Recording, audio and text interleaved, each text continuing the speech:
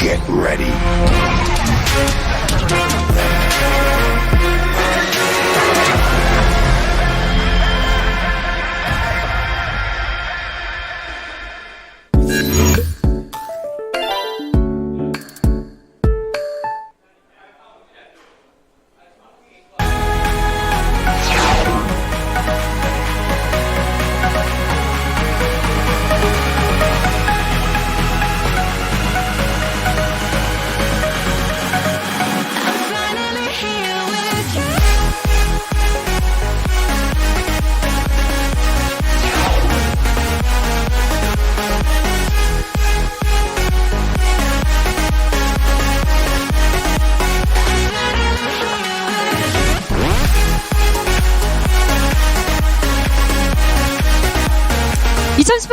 Welcome back, everybody, to more KeSPA Cup 2018. We're here on Christmas Eve with an early Christmas present of Gen.G versus SANDBOX Gaming to start us off tonight. We're going to get into Gen.R versus GC Busan a little bit later today as well, but lots of good League of Legends coming straight your way. I'm Valdez, with me is Papa Smithy as always. Let's get into it. And Valdez, we're really getting into the KeSPA Cup as well. We start today on Monday, Korean Standard Time, Christmas Eve, like you mentioned, and we go basically every day until the grand final next Monday. Only Sunday has no League of Legends broadcast, so plenty of League of Legends, plenty of things to decide. We're only through the first round of the first round. I know it's confusing, but there are plenty matches to move forward on. And here is a more up-to-date bracket. We've eliminated a couple of teams already, starting off with Gen.G versus SANDBOX and Gen.R versus GC Busan later. And then tomorrow, Christmas Day, it's a Christmas miracle. We have SK Telecom T1 versus BBQ Olivers. See if Nick DeCesare, better known as LS, can plot the downfall of the new Dream Team. But zooming in on today's matches, we finally get the re-debut of Gen.G. This is a Gen.G roster we have not seen since they were honestly the ire of most of the Korean fans. Went 1-5, the worst record to beat their previous worst record, because they was, of course, Samsung Ozone and the genesis of that team. This roster, unfortunately, went all the way from the world champions a year ago to the most underperforming team from Korea. So a lot of business to be done in a new look roster with a new jungler, Peanut, one of the best known players in the world, and a new support in life that not many people know about unless you're all about the solo queue rankings, because he's a highly ranked player, but making his professional debut.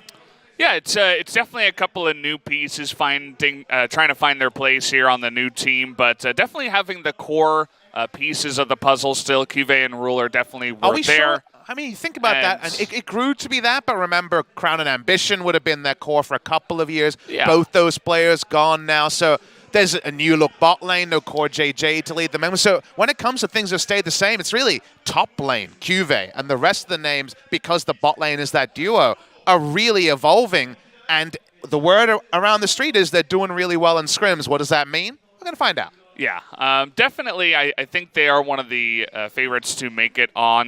Definitely in this matchup at least. Looking at one LCK to now another LCK team, the SANDBOX Gaming lineup. Definitely Gen.G has the favor in this best of three, but we'll have to wait and see how SANDBOX goes. Definitely a lot of people kind of rating them towards the lower side of the LCK. It's kind of hard to guess where Gen.G is going to be with this new lineup we were talking about. Where do they rank compared to where they were for last summer, for last year, for 2018? Definitely a question to be asked and some answers to be found here, starting with their games here in the KeSPA Cup. They were 5th in LCK Summer, and this is their new roster with a fresh new face there in the front. Peanuts. And even though it's a year of change, Gen.G did not change last year, and thus, this is a pretty big change. Fly came in mid-year, but the big story was Samsung Galaxy 1 World stuck with the same roster, but did not find anywhere near the same success. So they've really swung the axe. It's some big changes to lose Ambition and Crown, pretty much the faces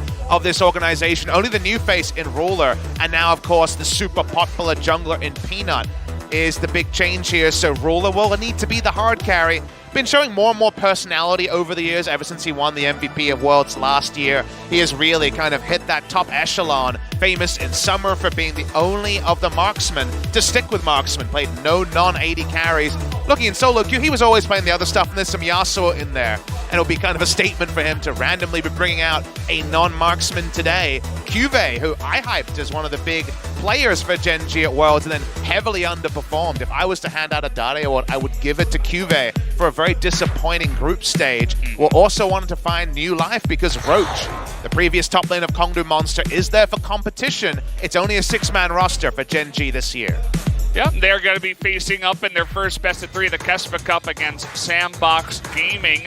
Now, these guys definitely have a road to make up to the LCK. They were 4th in the Challengers Korea, but they made it all the way up to promotions, and then they were impressing people there, especially names like Dove in the mid lane and On Fleek in the jungle. If you guys are paying attention to these players, On Fleek currently injured, not in the jungle, and Weiser, the new name, up in the top lane. But the interesting thing is that Crush and Weiser came in, played fantastically. Dove also kind of that solid mid laner they've always had. And these guys looked good in their first match, but now they definitely do have a much stronger opponent in Gen.G. So I'm excited to see exactly where they will fit up against this stronger team. Yeah, it's a bit surreal that we don't see On Fleek playing after he starred so much during the promotion tournament. There were those words about injuries. I spoke to the coaching staff last time out, and they said, yes, he's eligible to play, but we're rocking this roster because it's doing better in scrims, and they looked impressive beating down winners 2-0. So at the end of the day, you come in thinking, okay, established LCK brand, went to Worlds versus a new LCK team, big favors to Gen.G. But I tend to give more benefit of the doubt to a team I've seen to a team that I can only see on paper. Gen.G, while there's a lot of positivity around them based on scrims, we'll see the rubber hit the road today. We'll get to see them play finally. Looking over the histories here, and Gen.G, you know what? They're getting better. They're building. Round of 12, round of 8, round of 4. Does that mean a grand finals appearance for Gen.G? I'll leave everyone else to be the judge. And also looking at players who've debuted in the KeSPA Cup. There's been a lot of them already, right? Look at these debuts here. I'm going to do just a random guess, but it seems like 12, 13 names there, maybe even more. And we have more to come later on. Total 21. Sorry, reading comprehension is tricky. I had to point it to you, Papa. Thank you very much for that. Life is the latest one. 18-year-old support. For once, Ruler is actually going to be the elder of his lane after really taking advice from Core JJ, who was the more experienced bot laner. Now we have Life coming in, and Ruler becomes the young of the duo. Ruler, we know how good he can be. Is he going to be on form today? Definitely a good question coming into this one. Also, if you guys were paying close attention to the bracket, the winner of this matchup actually goes up against KT Rolster. Oh. It's kind of the weird way that it works, but the winner of this A group in this round of 8 goes up against KT Rolster, which is kind of in the second slot. So don't be confused about that, but definitely a cool matchup for the next round of 8. And is there any more storied opponent for Gen.G than KT? This is the org that gatekept KT out of 2 worlds before this year. There's a lot of fun around that one, but they can't look past today. They need to make that big debut. Gen.G have always poured a lot of money and support into their League of Legends organization. Can they actually make a strong debut? They don't have that big name support. They do have the rookie support, and how it all comes together, we get to find out right now. So we're going to jump into pick and ban right now. Game number 1, Gen.G going to start here on the blue side. And a Cassiopeia ban definitely makes a lot of sense. Had a chance to watch some of the Demacia Cup Championship, Demacia Cup Winter over in China on the weekend when we didn't have games the last 2 days. And just looking at the pick ban trends, that's on 824. We're 824B. Now, Nico was globally banned, and we've been informed by our producer that Xinjiao, after the bugs last week, is also globally banned. So that is the update there. Just looking at the trends there, when it comes to 100% pick banned in Korea, we have Camille, Aatrox, Cassiopeia, and Aurelia. Over the Demacia Cup Championship, again, just a small amount of changes away. That's 824 regular. Aatrox, Lucian, and Cassia. And the Lucian's the interesting one. In Korea, in this tournament, only 73% contested compared to 100% over in the LPL. And it feels like 100% in solo queue as well. Very, very popular AD carry pick. So far, no Lucian attention. Cassiopeia, the Galio makes a lot of sense. That's 2 mid lane bans. I wonder what Fly's going to play, because his champion pool and the meta champion pool have never really crossed. It's always been Fly champions and meta champions. He just kind of plays whatever he wants to, as long as they're in his wheelhouse. And we haven't really had a meta that has the main of Aurelion Sol in the mid lane, but there's that Lucian you were talking about is going to be banned out right away. And you don't even need to think about a first pick here. Cassio's gone, so Aatrox is the dominant first pick here. Could definitely be a top lane pick for Cuvée, who looked good on this pick, especially during the Worlds qualifiers, but Fly's been playing a lot of it in solo queue as well, trying to master one of his flex picks. There's definitely been metas when Crown was in the lineup, for example. You wouldn't really have called Aatrox a flex pick. I know he played it at Worlds, but we're trying to forget that match. At the end of the day, it feels more and more like a flex pick right now, but realistically, when you see Urgot answering at the top, it could just be Aatrox versus Urgot top lane for the 1000th time in the last 3 months. It's definitely a new classic that we have made into just the norm here at LCK. It feels kind of like Renekton versus Shyvana of 2014, sadly. So classic is more of an indication of how often rather than how amazing it is to watch. The Camille going to join it though. Camille, super high priority, another 100% or near 100% pick here in Korea. They're probably going to be at Camille jungle. Starting with a pick comp, and pick comps have certainly been the dominant thing we've had to talk about in the week or so of KeSPA Cup.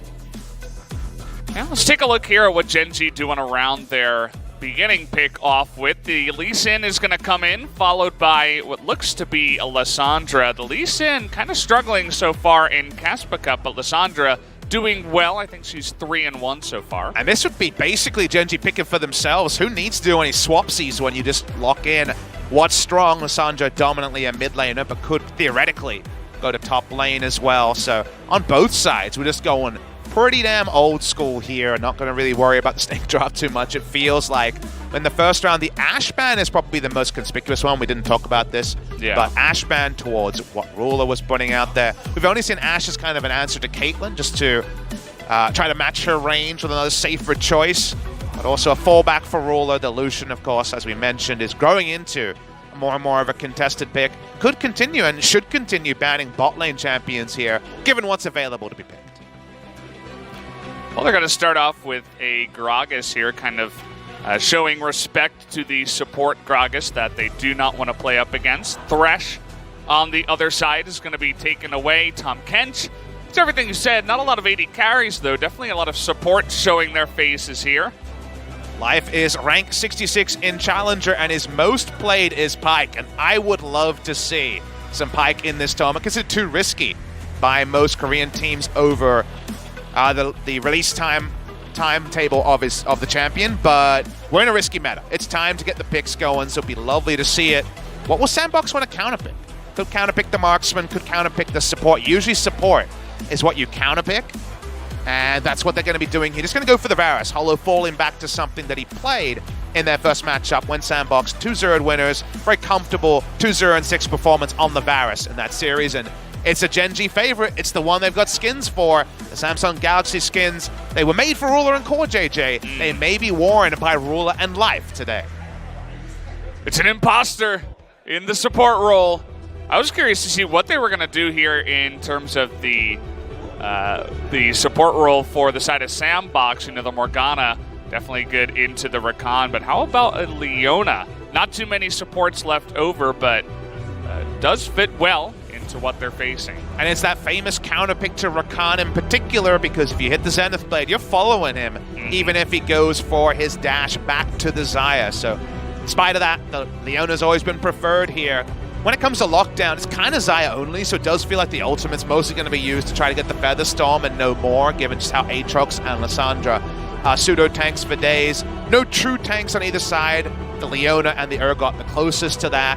Meanwhile, on Gen.G, it's all about that temporary tankiness that the self-ult from the Lissandra or the Aftershock proc into the Aatrox and his ultimate provides. So, going to be pretty damn explosive stuff between Gen.G and SANDBOX. Like we said, everyone picks their own champions in this draft, a surreal quirk of this particular draft. Will it just be Gen.G is better than SANDBOX on paper, so they win, or SANDBOX, can they pay forward their strong performance against winners on the first day? We're going to finally see the debut of one of our top 5 squads with Gen.G taking to the rim. It's going to be a fun one. It's kind of cool to notice how nobody on both teams swapped their champions. Everybody just picked for themselves, kind of being selfish this time around. They don't want to have to deal with swapping, but I suppose that's just the way it went. Maybe this is the direction we're heading, where the top side of the map is more important to pick up first But I had a feeling that it just had to do with the players that we're seeing here on the Rift. Don't think, oh, actually we are going to get a little coach interview here as I see them setting up in the backside. Here's some wise words about our drops today as we move forward. Just for a bit of an order of business, we are in, of course, the Actors Arena for a couple more days. Then we move to the Freak Up Studio on Wednesday. That's Boxing Day, or the 26th of December, depending on your nomenclature. We were discussing the fact that Boxing Day isn't really a thing that you talk about in North America. But today's Christmas Eve. Everyone knows what that one is. I actually pulled up some stats. 55% of people open their presents on Christmas Day. Plenty of people open their presents on Christmas Eve as well. Wow. And let's get that interview going before we have some matches. All right, let's hear what the Gen.G coach has to say. 코치님과 얘기 나눠보겠습니다. 코치님 안녕하세요. 반갑습니다.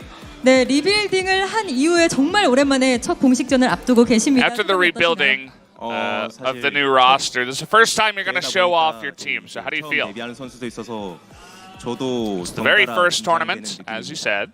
좀 긴장하고 계신 것 같은데. Not only the players, but I'm also nervous. 가지고 있는 젠지 e스포츠 이번 리빌딩 기간에 가장 눈에 띄는 멤버 변화는 피넛 선수의 영입입니다. So Gen.G known to be very tactical in their play, but once you included Peanut, 이야기가 조금 나왔는데 has your team color kind of changed in the way that you'll play the game? 느낌이다.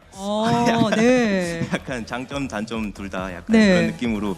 Kind of feels like we've become KT in terms of play style. 더 알 수 있을 것 같아요. So, 경기 wearing the KT colors in League of Legends. But we'll see how it is after the matches and see how it goes as we move into LCK next year. 게임 외적으로 팀 분위기에도 또 어떤 변화가 있었는지도 궁금해요.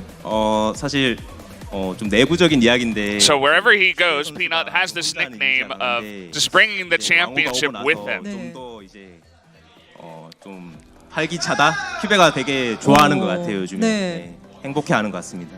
So seems like everybody on the team now has a bigger determination to win the championship, and KeSPA also feels happier. It seems. 자기 말로는 긴장을 안 했다고 하는데. It's like he has more life or something. 경기를 보면 알 수 있지 않을까. 네. 또 룰러 선수가 So what is he nervous or what's up? He says. Well, KeSPA says he's not nervous, so but I guess we'll see once he goes on to the Rift and actually plays the game. So that was the interview there with the coach of Gen.G. Some cool words about some KT colors, not the literal colors, but the way they play the game, more aggressive, should fit the meta. And that's exciting, a new Gen.G coming in potentially. I think Trace comparing Gen.G's, I guess, scrim form into an identity there. That's an aggressive identity. KT Rolster played aggressive League of Legends, and Gen.G, of course, especially at Worlds, heavily criticized for being behind the 8-ball. Yeah. Didn't seem to fit the meta, couldn't play the Flex Assassins, were trying to play slow and scale, and Hanwha Life already showed us the prototype of what happens if you think that scaling's the way to win. You lose to KG. That's not what you want to do, guys. You don't want to lose to them. But let's see who is going to take the cake here in game number 1. Let's jump into that right now. We got Gen.G on blue, SANDBOX on red. And what should be a fiery game 1 to start us off tonight. Loading in here to the level 1, which have largely been pretty damn passive, we have to admit, on patch 824B. Cool to see Gen.G finally take to the Rift after spending so much of the offseason, at least based on interviews, courting Peanut. They did get their man. They do get a very famous, aggressive jungler. You look at this lineup and you say, if it's the Peanut of spring season, and of course Peanut had a fantastic 2018 spring season on Kingzone, if he's in that form, playing aggressive and invading, you look at his laners, KeSPA and Fly are not known to be aggressive. They're known to be much more utility laners that can back up their allies, usually Ruler in summer season, but not to any great success. If Peanut gets that backup, if Peanut can be unleashed on the Rift and play with the sort of confidence that he has in the past, this lineup could be very Peanut-focused in the early game, transitioning into Ruler, being that late-game team fighter. But these are what-ifs. They have played 0 competitive games together. Today is the first indicator of the playstyle we'll get from the new-look Gen.G. That's the first chapter of the new year, essentially. The prologue, the forward, if you will, here at the KeSPA Cup. Definitely some exciting stuff jumping into this game number 1. He hops onto the Lee Sin as well, who hasn't been having too much success here in the KeSPA Cup so far. But again, this is Peanut on one of his biggest picks ever, and I can't wait to see what he can do. Now, starting top side, you'll notice Camille's mid already. Oh boy, already getting that stun. got it. Fly. He just knows he's dead, not even gonna flash. Easy first blood given over to Crush. The fake leash from SANDBOX Gaming threw off the entire lineup of Gen.G so hard. You notice that Ruler and Life were already bot side. That was probably what was guaranteed by Peanut to allow his bot lane to get to the lane first to help with the 2v2. They see Hollow and Joker come in very, very late. So there should be an indicator here to the side of SANDBOX what's going on, but this is all about SANDBOX just heavily outplaying because the fake leash means they think that Camille is going to pop top side instead. It all just goes to plan. Very nice gank in the mid lane is pulled up. The thing that I was curious about is that there is a ward in the Pixel Brush for the side of Gen.G, but somehow I think the Camille just skirted around that. The hook shot cooldown definitely too long to hook shot over and then hook shot again. So he just skirted around that. Very unfortunate for Gen.G. Maybe it was just on the left corner of the Pixel Brush and didn't see the Camille coming in, but either way, even flying to it, he didn't flash. He's like, okay, I guess I'm just dead. There's no way to proc the Aftershock at level 1, right? Doesn't have W or R to do that, so he's actually super duper squishy and press the attack. Does the rest of the work. So just in general, I'm a big fan of fake leashes and the fact that Ruler and Life played for their own lane and that Hollow and Joker did the fake leash to actually help out the jungler came together. Just really well coordinated move by SANDBOX, and this is why we don't put too much thought into the word about scrims, the word on paper, because when it comes to the KeSPA Cup, sometimes the word has been good, SK Telecom looking very strong, but other times it's been surprises abound. That it has been. They do have to prove themselves here. Peanut looking at a bottom side gank, but all these summoners available. We'll see if he actually does try to go for it. Joker is very nearby. He's just going to go for the recall. Pick up some items. Dove coming back to the mid lane. The master of Aatrox and Ryze. Feels like these are the two picks he plays and play both sides of that matchup. And then into Aatrox and other standard meta stuff. Dove's been a pretty hard player to rate, but I think he's looked in general pretty promising on the Team Battle Comics into SANDBOX Gaming roster. So for now, plenty of control in the mid lane, given that Fly was already forced out of lane a lot earlier. Zyra Khan versus Varus Leona. I think Varus Leona have a lot of good options here, and Varus got that hotfix buff on patch 824B. Leona always pretty good into Rakan. So outside of the early laning phase, benefiting Ruler and Life because they got there earlier, moments like this can happen. Nice little trade, but Joker is going to be knocked up on the backside. Takes an Ignite to the face too, but it's just going to be a trade in the end. Life going for that Ignite early, maybe getting a little bit too just into it in that moment. I mean, Life gets an Ignite for flash trade. He'll feel pretty good about that. Joker having to flash defensively. The one-way nature of Leona always been her strongest point and also her most risky point.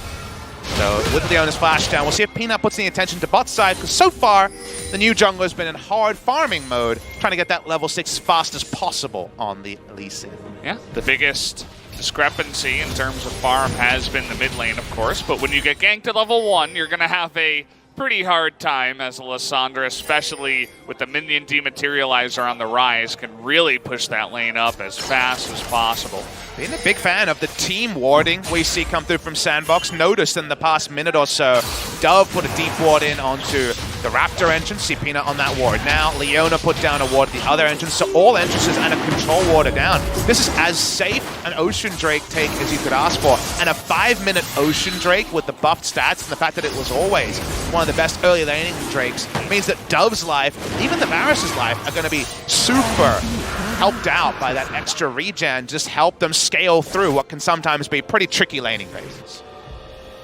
Yeah, it's a fantastic idea to just get them ahead in the lanes, but also the fact that mid is winning so hard certainly helps them out to just push it in as fast as you can. All those minion dematerializers used very fast to make sure that even the Rise could come down and help. Now, we do have this Lee Sin down at the Scuttle Crab, is currently on a ward with Crush nearby, but level 6 Fly is threatening here, and Life is going to make his way over first. That pushing bottom lane for the side of Gen.G, going to help him secure that Scuttle Crab. In Pick and Ban, we describe both these comps as pick comps, and they certainly are that, but if you look at how much overlap there is, it's actually pretty much everywhere. They have pretty much the same amount of backline threat, Leona versus something like a Lissandra or Rakan.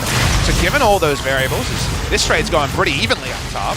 You KeSPA looks like he is going to be sucked on in, but does have that passive, or rather that ultimate was procced. Can he get the extra damage here, Weiser? Not even really going to try for it. Knows he already took a good trade. He's just going to take that with him. No allies coming to help this. So Cuve's passive and ultimate on cooldown. But same story with Weiser. But just to finish the point, given there's so much overlap in basically every metric, the only thing to separate the teams is probably going to be vision. Vision control in the early to mid game, which we've already seen SANDBOX winning, is so important in drafts like this. And speaking of vision control, Cuve is trying to play as safely as possible. He does have his flash. He's just going to dash away from that one, flashing on in. Forces Crush to use his own flash defensively. Didn't want to go that deep, and Cuve gets away. Kind of surreal that he'd be happy to ult, yet not happy to follow it, and instantly cancels his top side. Okay, this time around, though, the hook shot comes in. That's going to be the second kill. Nice kick in by Peanut, but he misses the Q. And now we got a Leona in the top side. Oh. Weiser, though, bit of a mistake, is going to lose his life, staying too far in range of the turret for too long. Weiser, a rookie top laner, played so well against winners in his debut, replacing Soar. But here, takes probably 2 turret shots too many. The last one especially was eminently avoidable. Should not been a 1-for-1. And it's a consequential 1-for-1, because remember, Leona roamed top side, so there's checkpoints to be cashed in on by the Xayah and Rakan bot side. And in the end, the Leona really not doing much of anything, as Weiser had already died, and Crush didn't want to follow. And Leona was actually happy footing a little bit. She was actually going to come from behind the turret, then saw the fight was continuing. Weiser takes the 3 shots, that part is fine. And then the last shot, unfortunately, that's the one where you say on the VOD review, actually, let's skip that point. Maybe no 7-minute VOD review coming through for Weiser there. Good moment getting the first kill, but then a very avoidable death evens up the trade between Cuve and Weiser. Well, they do have a fed Camille at this point. That is one of the good things that is going for Crush. We've seen so many jungle Camilles start off and then die again, and then they're just useless for the entire game. You always want your jungle Camille to get off to a good start and start using that lead to help out in dives in other lanes and get everybody ahead. And let's also mention, we should talk about the itemization. A lot of Camille jungle players watching the stream and playing on 824B. In spite of having 2 kills, there is no Tiamat here. Tiamat is gone for junglers after the 125 gold price hike on the recipe.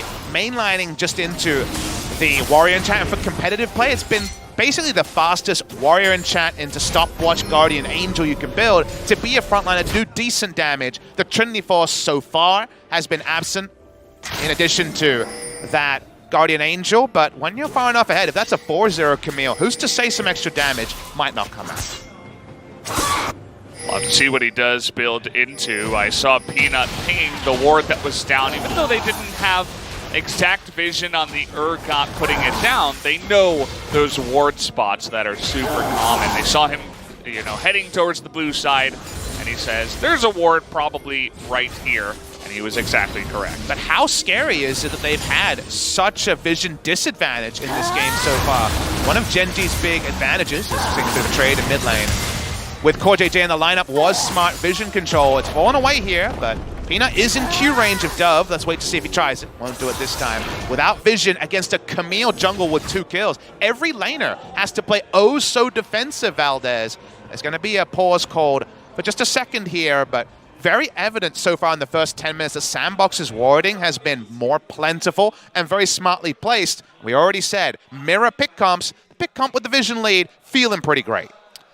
And this is going to be a second best of 3 where Crush is already impressing me in the beginning of this one. But of course, we do have to wait until the entire game plays itself out. But we're also getting some news, guys, about what is going on. It looks like Fly disconnected from the Discord. So we got to get him back in, and so we can actually hear him in the game. Not us, but his teammates. Well, that should only be a momentary problem, you would hope. Pray to the Discord gods that things come new. New gods, we had Skype gods before. True, yeah. No Joel to pray to either, unfortunately. So it is the winds of change in front of and behind the camera on the LCK broadcast. KeSPA Cup, another week of this fun, kind of Champions Winter vibe we have going here. Yeah.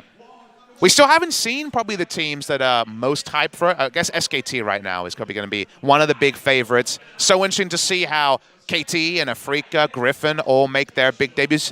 That's all coming in the next few days. So just hyped to get to the second half of the tournament. We've already had X amount, I think 6 teams eliminated so far, and plenty more to go. I believe the field of 18 being thinned down as time goes on. Yeah, I mean, we're going to have to wait and see what happens there. I'm excited for what could be the SKT versus Damwon matchup, as they might meet in the second round of 8, unless, of course, one of the teams that's going up against them, BBQ, maybe LS is going to put a stop to SKT. That would certainly make things interesting. Yep.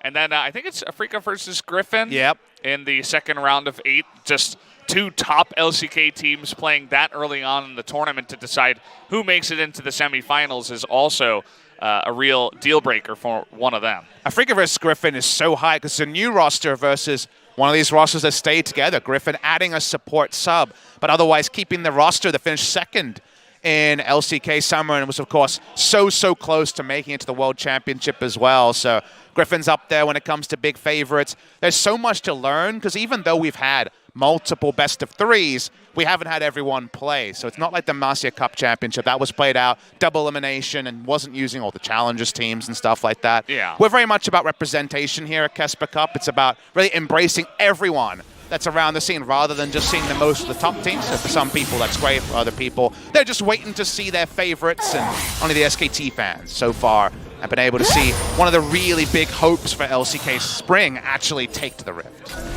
Well, you were talking about the pressure that a jungler that is this far ahead can put on. Might have been part of the reason why Peanut didn't go into the gank without a splash onto the Rise that's very far ahead of the Lysandra. But also, Camille is able to get that super early Rift Herald here before 11 minutes even pops. You were talking about this in the beginning, the first day we had here at KeSPA Cup. If you can get that down before 14 minutes, you will get 2 checkpoints if it hits a turret. That's 320 gold for anybody who is nearby. That's more than a kill. Gen.G have only now invested multiple controllers to get an answering Ocean Drake. Still feels good, still the full power, that extra first Drake after the buffs at 11 minutes. Still a pretty good timing for it, but certainly not going to hold a candle to the Rift Herald unless it is mismanaged. We've seen some pretty bad Rift Herald, we have to admit, over the course of the KeSPA Cup. Here in the mid lane, trying to bait that cleanse. He flashes first, not handled super well, but again, 3 people get on top of him, and they finally make that gank happen on the Dove. You hate to see it, Valdez. One of those fail flashes into the wall, not over the wall. Looks a bit silly.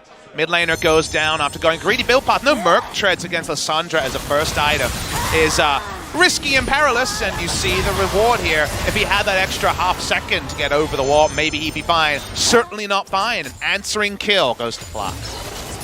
Definitely not fine. He's dead. And yeah, he just wanted to rush that Archangels, I suppose, but did you really need that extra tiny little bit of AP to finish that off? You need to stack it first anyway. Definitely agree with you to make sure you get those Merc treads first. I think it might be because he went free boots and had a different back timing, but you don't usually see that in a matchup against Lysandra where you need the Mercs ASAP. Look at the CC on the other side. Even just for Khan and Lysandra, you are begging for some Merc treads. Didn't have those. Let's look at the timing here. Fly's already back to mid lane, so it won't be a completely uninterrupted charge, but there's no one here from Gen.G, so they're still going to get a nice amount of gold. I believe actually solo gold on Dove. Yeah, looks like it. I saw 320 just on the Dove, so that Rise, maybe now he's got enough gold to go in for it, but either way, that is a fantastic way to get some gold ahead for your team. And this is the first time in domestic play in Korea that Ruler's been able to use his Xayah skin. There were actually some bugs on some of the early previous patches. Mid lane. Uh-oh, that's a really long route. Is he going to go in for that? Nope. No. No ultimate this time around from Crush, who used his flash for the stun. Signature edition Ruler on display for the first time. The mid lane gank, his flash was already down, so didn't have it to follow there, and just didn't have a channel time on his ultimate. I'll take away, so no answering kill on the mid lane, only some gold over to Dove. He's going to stay in lane, and Peanut is still around the mid lane. Looks like both of them are going to kind of be called off this time around. Dove and Crush backing off in the lane, allowing the push to happen. And yeah, they're on the hunt. They're spotted, though. They see Fly in here. Not sure if Peanut hopped the wall. Probably, as he is the Lee Sin. Still a vision lead over to SANDBOX, but definitely not as much aggressive vision as before. Only a single ward on the Raptors. Advance up the river here for SANDBOX. Khan walking over. Knows a ward's there, but unable to clean it before it expires. So we back away. We return to the farming phase. It's a 600 gold lead. That charge from the Rift Herald, actually one of the consequential things when it comes to gold leads so far. Drake spawning in a few minutes. But the defensive vision line right now gives just a little bit less agency to Crush, and with his flash down as well. The lane is from Gen.G for the first time. Honestly, in the first 15 minutes, can probably push up and not be worried as much as before. You can see the amount of pressure that's being put into securing these Rift Scuttlers. You were talking about the double checkpoint for the turret, but even the Rift Scuttler, 140 gold, goes back over to the side of Peanut, so not half bad in terms of that. Whenever we take a look up in the top lane, even though it's exactly even in CS, it always feels like Wiser is getting the better of those traits, but nothing really substantial being built by Wiser so far. When it comes to this super common top lane matchup, it has been going 50-50 even in this tournament. Watching the trades again, ult misses. Okay, well, Wiser, now you've got to be on the run here. Forced to flash away. Definitely not the trade he was looking for this time. Fly also making his way up the river. Means that he will almost definitely would have lost that trade anyway. I feel like Dove should have used one of these moments to get a back time. He needs Merc treads so badly. Every time even his blue buff is being contested, he can't really walk up because he has to respect his top side. Wiser getting low, but does he have the burst damage to get on into QV? QV doesn't have his cooldowns. Here's Camille from way over the wall. Makes her way all the way in from the blast plant to the hook shot. Picks up a third kill. Not often you see a scenario like that where QV with a flash advantage just misplays the lane. Camille's top side, nice pathing from Crush, gets that kill. But they've given up entire pressure around bot side. They will lose first turret, making these map plays, even though Leona and Varus weren't involved in the play. Everybody else in the mid lane, Dove winning these trades for now, with the rest of his team backing him up. The big reason why they're all grouping up here is the Infernal Drake in 8 seconds. Everybody wants that 10% now on the new patch. Really nice ward here. They don't know that Gen.G has full information. Here comes Fly! There we go. That should be a nice couple of AoE there. No ultimate use just yet. Joker getting extremely low, and Crush is going to go down as well. Wiser, very late to the fight, is going to get that Fear Beyond Death, but dies immediately after. Nobody else on the side of SANDBOX can really commit into this one. It looks like Gen.G should be able to pick up the Infernal Drake. But they also pick up 3 easy kills, and Valda's exactly like we said. We are, in fact, the prophecy makers, because we said when it's 2 pick comes, the vision lead is all that's important. The teleport, icing on the cake, and no way for the members of SANDBOX to actually min-max their damage, because Gen.G had all the time in the world to pick their opponents, to make the play call, and wipe the floor with SANDBOX. Made it look easy. The Vision once again being the hero this time around. That's going to be Infernal into another Infernal as well. So Gen.G really grabbing this game by the horns now. We'll see if they can pick up that second one after now picking up the first. 10% AD and AP on the new patch is pretty insane, especially for any kind of aggressive comp that you're going to be building on 824B. League of Legends has so many fundamentals that players pick up as they start to learn the game. Probably the first one most people learn was don't follow Singe. That guy has a lot of damage when you're trying to follow him, so the chasing there is the issue. The new age one should be, especially for competitive play, don't set up a gank brush without a control ward or a sweeper. They had neither, and thus got exactly the punishment they deserve. Especially when you're seeing so much Lissandra too. If you want to do her job for you, I mean, go right ahead. She's going to win in the end, right? There were 3 people in the brush, and even though the stun from Leona was immediate, it was just the easiest setup for her and her team. And especially new Lissandra, because no longer is she just a 1-round burst into just kind of walking around queuing people at short range. You get those kills or assists, the extra explosions from the Frozen Thralls are so much more burst in an extended fight like that. If you're hitting a 5-man W like we saw from Faker the other day, you're probably going to be paid off with just a huge amount of team fight damage, and nicely set up by Fly, but like you're mentioning, like we both said, too easy for Gen.G. Well, we have the Baron coming here soon, and it always feels like we talk about this early, but on this new patch you kind of have to, because Baron takes can happen really quickly, especially if they get a pickup towards the top side. SANDBOX trying to hold on to their top turret will be able to do so for now. So risky to walk up. They don't have that vision control like before. Oh boy, Crush is going to be ultimated, and there is no hope for him. 3-on-1, getting greedy, trying to clear out the vision. He's going to pay for it. And this is good to see from Gen.G. Yes, they've always been a team with good vision control. Didn't see it in the early game, but that was one of their typical things on the side of Samsung Galaxy. But actually being aggressive and proactive around that vision control sometimes was something that they were not successful at. Looking for even more here as Life comes with a turret dive. This could be risky. Definitely way too risky here. Even getting the bounce there is Dove, as he seems like the turret going in. The flash forward from Joker. Can they burst him down? The flash away from the knock-up, and he's going to get one kill. Dove on the run.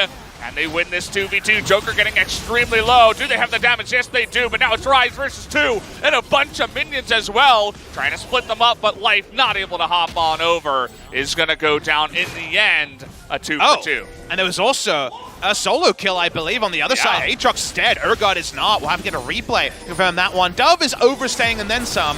This was a little bit silly. Trying to get out, though, with the shield and the root. He gets out with barely any health. Looks like 50 health on the backside. Aftershock Rise, we didn't note it, but it actually comes up big right at the end. Meanwhile, on the bot side, a solo kill, a level lead here. KeSPA has his ultimate, surely he does. And it just ends up with him going too far down the lane. Yeah. And waiting out the damage here is Wiser. Look at this, even uses Exhaust. This is what you do. 10 seconds is that nerf duration. 10 seconds later, KeSPA in the death chamber, and Wiser continuing to build upon what was a very decent showing a few days ago. Outside of a single mistake, things coming up Wiser in the 1v1. Yeah, and you got to question KeSPA, going way too far down the lane, not making note of the exhaust that Wiser had as well. You talked about how this is the most common matchup right now in the top lane in this meta. Who should have a better handle on it, the rookie or KeSPA? And one of the reasons why I was saying it was Aatrox favored back at Worlds, because KeSPA was dominating people on the Aatrox side of the matchup. Nothing's really changed in terms of balance for those two. They've both been tuned down and played with over time, and now KeSPA is mismanaging the trades. He's got Ro8, who is higher ranked than him on solo queue right now. We might actually see in game number 2, in spite of his competitive history of struggling on Kongdu Monster. So given all of that, not a good look to be 0-4-4 in his re-debut on this new look Gen.G roster. It's definitely one question mark for the side of Gen.G so far in a very even game. This certainly can go either way as well. I mean, SANDBOX now an LCK team and looked fantastic in the promotions, at least to make it into LCK. We got this next Infernal Drake coming up here in 15 seconds. You can see that already. They learned. They're looking. They got a control ward this time, Valdez. They're learning. That they do. They have 5 members in the river to the flash forward, and Wiser able to set up this play. With the kick away there on the Camille, but doesn't look like he can get away. He's very, very close to going down, and down he will. And now it's a 2-on-1 on the bottom side. Here's Lissandra, though, but Urgot is just so damn tanky. Doesn't seem like he takes any damage. Trying to wait this ultimate out once again as well. Can he do it? Nearly can. It's going to be forced to flash away, but here comes Dove. 1-on-4. It's going to get the root onto Ruler, but Ruler doing a nice amount of damage. Coming up as the hero once again just to push them away, but still, SANDBOX taking a big win in the fight. Play calling on SANDBOX is so much cleaner. They actually used the Realm Walk to get into the Infernal, and Infernal is a big consequential answer to the Infernal that Gen.G got earlier. So there's no difference in terms of the Drakes. Same Drakes on either side. But so far, the play calling has been cleaner by SANDBOX. They also have played with their roster, not to the degree of Gen.G, but we're seeing a new look roster versus a more settled roster. Also, we're seeing a team that's already played in competitive game on 824B and a team debuting on it. KeSPA's got some issues, so do Gen.G, as the gold lead is there for SANDBOX at 23 minutes. It's a really nice read in the river to get on top of Peanut. It's Lee Sin, who had his flash available, decides to use it after all the damage came out from Camille and Urgot. And definitely not the most, a little bit disappointing, I should say, on the backside there from Peanut. We'll see if he can clear it up. Dove here, nice read on the map, doesn't really have vision.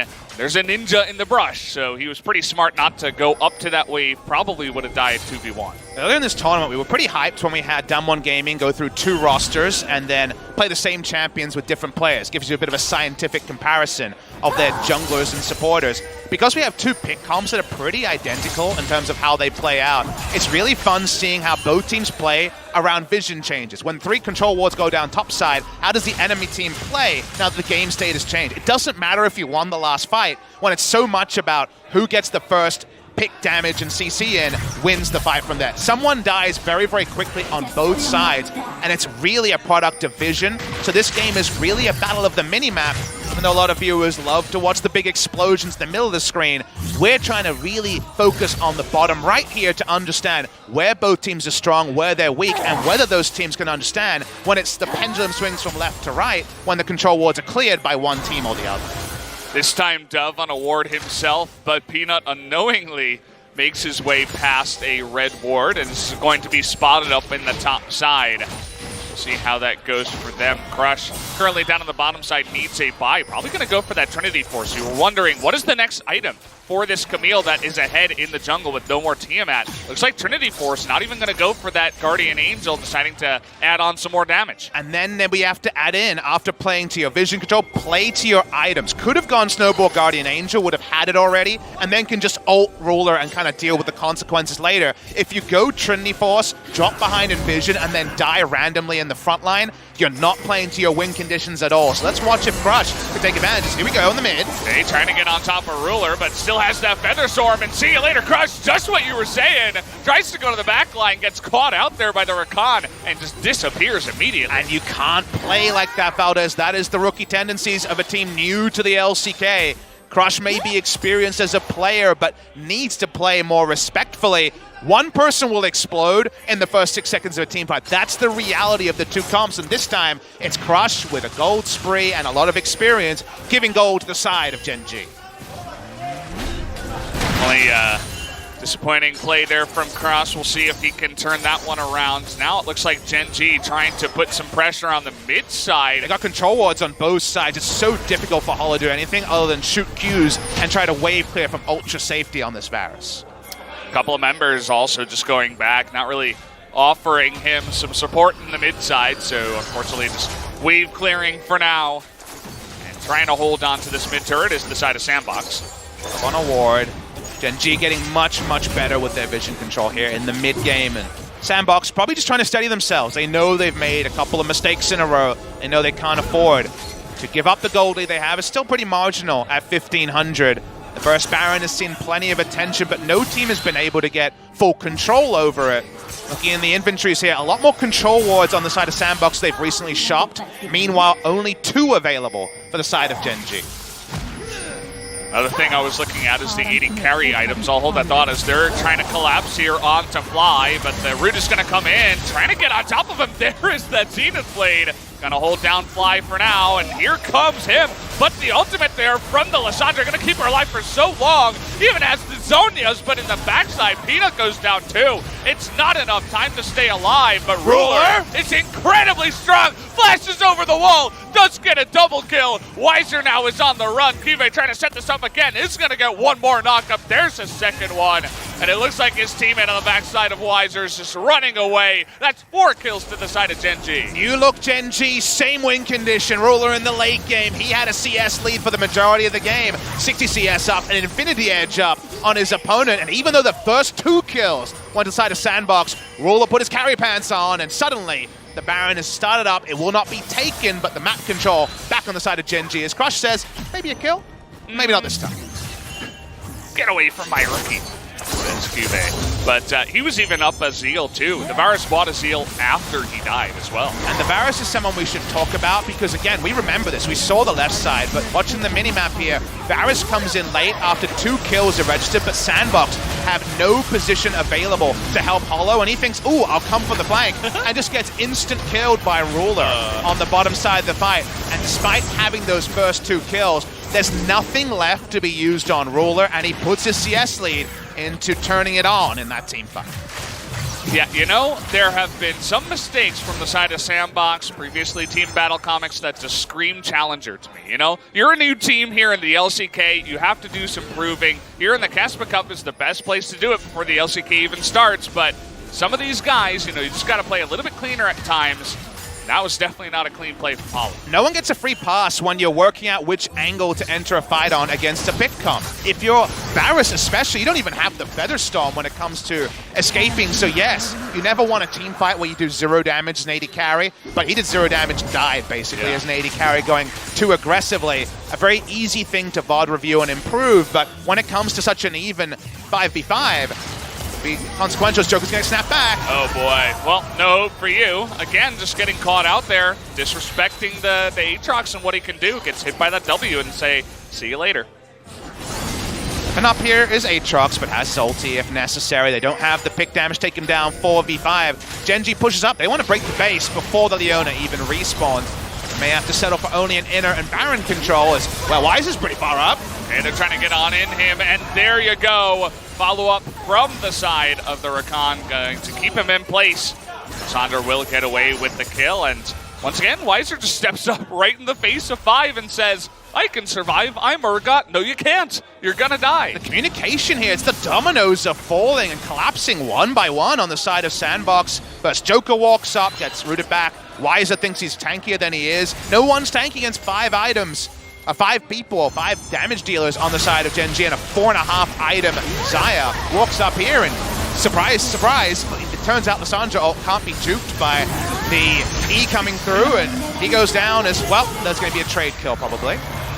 Well, we'll see. Fly trying to push them all away. This time it's Ruler walking up, but he's super strong, and he mentioned it before. He has Featherstorm, so even if he gets in that kind of wary position, he can get away. Feeling like an off-season game here, everyone. Taking that too aggressive parts. Everyone's playing too much solo queue and wants to get more and more kills on the board. 24 in 30 minutes. Not quite solo queue time, but still a good amount of kills in this game. Wise has gone for the Frozen Mallet here, which is more useful in the 1v1 than it is in the team fights, and I don't remember too many 1v1s. I don't think we're going to see too many 1v1s left in this game, because if you leave your allies, turns out a lot of people can die during that teleport channel. Yeah, he's trying to live out the early laning phase, where generally it was in his favor. Those were the good game old has days. Changed. Yeah, it's a different time now for the Urgot. He's with his team now. We'll see if that actually works out, but here comes QV. He's going to be spotted by the minions. Vision everywhere from the side of Gen.G. Towards timeout. QV can walk up, and yes, he will probably not be a massive damage dealer in this game, but he can face check pretty easily. Level 16 onto the Aatrox, and here we go. Sonya's going to be procced here, and well, I'm sorry, sir. You're going to have to flash away with that cleanse if you want to get away. Thankfully, he doesn't go down just yet, but Peanut has a word to say about that. He's going to take him out, and Crush goes down too. Fortunately, Peanut paid the iron price on the backside as well. Got a little bit too close there. But either way, it's still a one fight there for Gen.G, just catching SANDBOX again. One by one they fall, but more dominoes falling for SANDBOX Gaming than Gen.G. The pick comes rolling powerfully, but we're seeing Crush, unfortunately. We go back to his item build of Trinity Force over the Guardian Angel. It's become standard so far in this tournament. Continues to dive in, dies so much quicker, especially attack Trinity Force on the Camille, and those kills have really meant no threat onto Ruler. Free hitting from this soon-to-be 6-item Xayah. Things falling apart for SANDBOX Gaming. I mean, even the Chain Vest, she's desperately trying to get into that item, but it just doesn't matter. The Chain Vest isn't going to save you against 5-0-7, almost 6-item Xayah. And once again, just same thing, caught out by the W here. This time it was Dove, and even Joker gets a little bit too close to the sun as Ruler nearly blows him up. It's definitely too easy, is what we'll say, for some of the kills that are happening here. Go with your team. Don't go alone. The forest is one of those old Zelda adages, but also very relevant here. Joker trying to gatekeep Fly. They're on Baron, but still at 8,000 health.